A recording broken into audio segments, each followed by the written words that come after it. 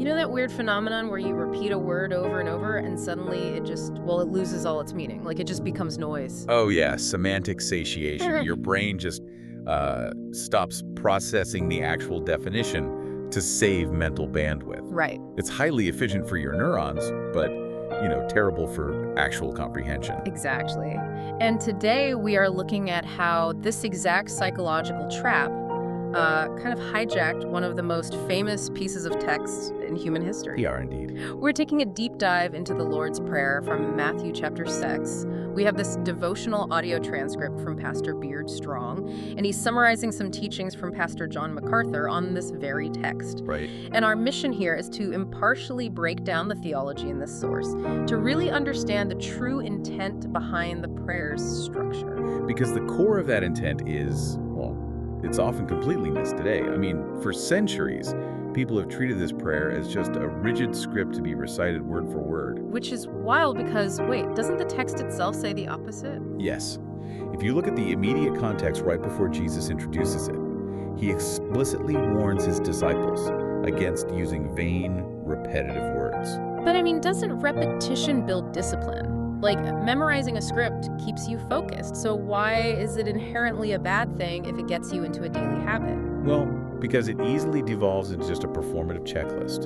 Handing someone a script to mindlessly loop forever kind of completely contradicts the warning he just gave. Oh, I see. It was actually designed as a thematic outline, a model to be filled with a believer's own personal words of worship, praise, and petition. So it's like someone handing you a corporate strategy template that says, insert business goals here, and instead of doing the hard work to figure out your goals, you just walk into the boardroom and read the blank template out loud. Yeah, that is a very literal way of looking at it, but it's accurate. Pastor Beard Strong actually uses an analogy about something called the Sanzi Jing. The what? I don't think I've heard of that. The three-character classic.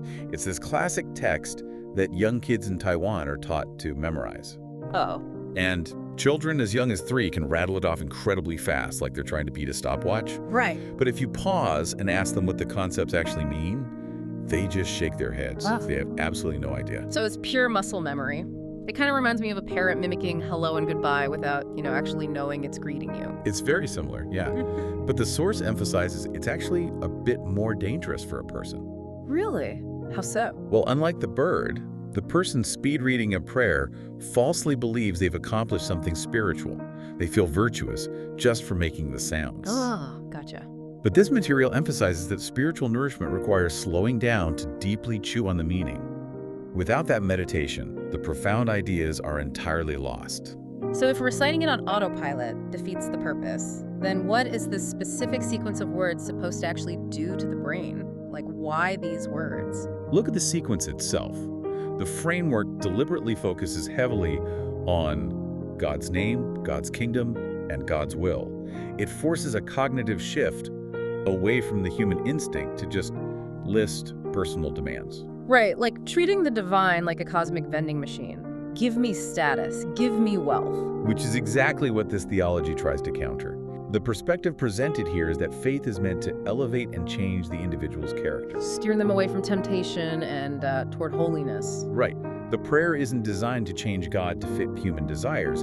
It's designed to change the worshiper. Okay, so the how works by forcing a pause. By making yourself fill in the blanks of that outline with your own words about those higher purposes, you're actively rewiring your own selfish impulses. Exactly. And this model shouldn't be the only thing a believer prays either. It's not the whole package. No, the source notes it acts as a foundation. But it has to be paired with personal thanksgiving, interceding for other people, and genuine repentance. Requires active reflection. So for you listening, this text isn't presented as a magic spell to be mumbled on autopilot. It's a highly flexible framework designed to pull a person's focus upward and align their desires with a higher purpose. It demands engagement, not just attendance. Which leaves you with a really interesting question for today. Think about your own routines. Yeah, what other daily habits or even phrases do you repeat purely out of muscle memory? And how much more powerful could they be if you actually paused, broke off the autopilot, and reconnected with what they really mean?